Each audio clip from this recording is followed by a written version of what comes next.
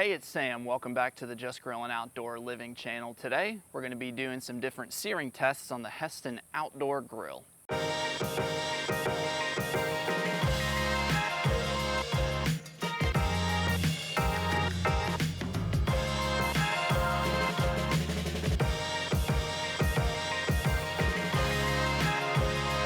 The reason we're doing these sear tests is to answer the question, do I need an infrared sear burner down below compared to a regular burner on these grills?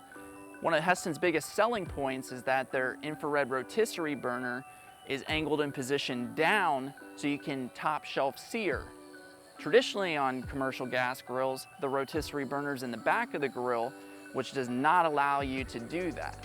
So we're gonna put it to the test with a couple fillets today and top shelf sear, install the regular sear burner below and see if you do need this. Because space is of the utmost importance, especially on a 30-inch grill. Because if you had this sear burner installed below, while it's a great burner, you're not gonna use it very much and you just gave away half of your cook space to it.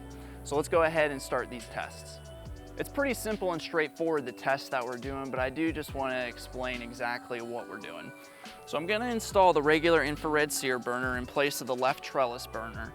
I'm going to turn this infrared sear burner on as well as the top shelf searing, and I'm going to put two fillets, one on the left side, one on the top shelf. I'm going to sear them on both sides, and when they're done searing, I'm going to put them onto the right grate. I'm going to set that burner to low. The things we're going to be looking for is caramelization and sear marks. And we're gonna cook both steaks to medium rare to medium. We've let the grill preheat for 10 minutes. Just a reminder, the infrared sear burner down low is on high, and so is the infrared rotisserie burner up top. They're both on high. This burner is a little bit more powerful. It can put out some more BTUs, but that really matters when you're cooking a whole lot more of stuff versus just one thing. So we're gonna get both of these fillets on here. They're each about 8 ounces, so they're almost uniform in size, which is great anytime you're doing any type of test. But enough talking, let's get to cooking. Start with the top steak. Don't forget your high heat gloves. Protect yourself. We're gonna put the bottom one right there.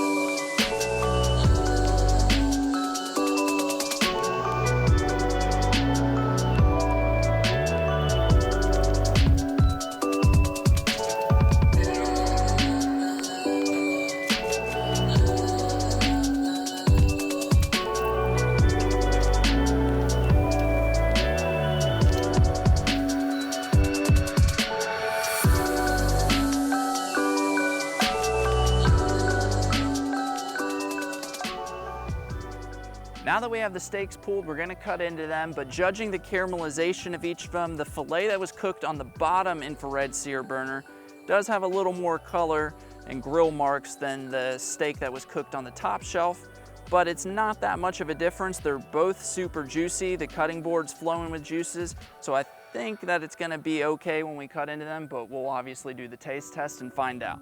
So let's cut in. So you can see both steaks on the inside are cooked almost identical. This is our top shelf, and this was our bottom infrared sear burner.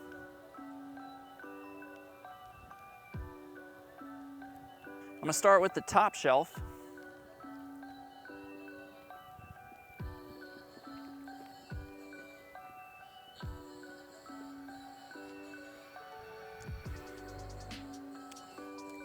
It's juicy. I could have probably left it up there a little bit more to give it a little bit more of a crust, but it's good.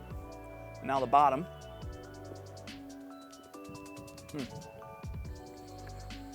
In terms of taste, that's almost identical. There's obviously a little bit more of a char, as I pointed out, in terms of the caramelization of the filet that we cooked on the bottom infrared sear burner. But in terms of taste, texture, it's almost 100% identical. And that was the purpose of this test, to find out if it's gonna be close enough or if you really need that lower infrared sear burner on a Hestan grill. I'm gonna get my hands cleaned up and we'll come back and wrap up for you. Based on the test we did today, I do think that the top shelf searing came out almost as equally as good as the bottom infrared sear burner. So it does give me confidence that if you were to get a Hestan grill, that you'd be perfectly fine using the top shelf searing versus the bottom infrared burner. especially on the 30-inch grill. As I pointed out earlier, you'd just be giving up half of your cooking space if you didn't have that extra trellis burner to be able to switch out. So what we set out to do, I think we accomplished and have good confidence in it. In terms of how the steaks came out, everybody's gonna cook them different. I cooked them to the way that I like them. So if you wanted more crust, you could have seared them longer on either of the burners, but I did it to be as consistent and as fair as possible, and also to my liking, because I'm the one that's eating them in the video.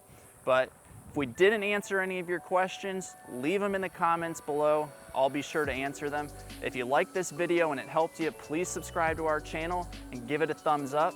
Helps us out a ton. Thanks for watching. We'll see you soon.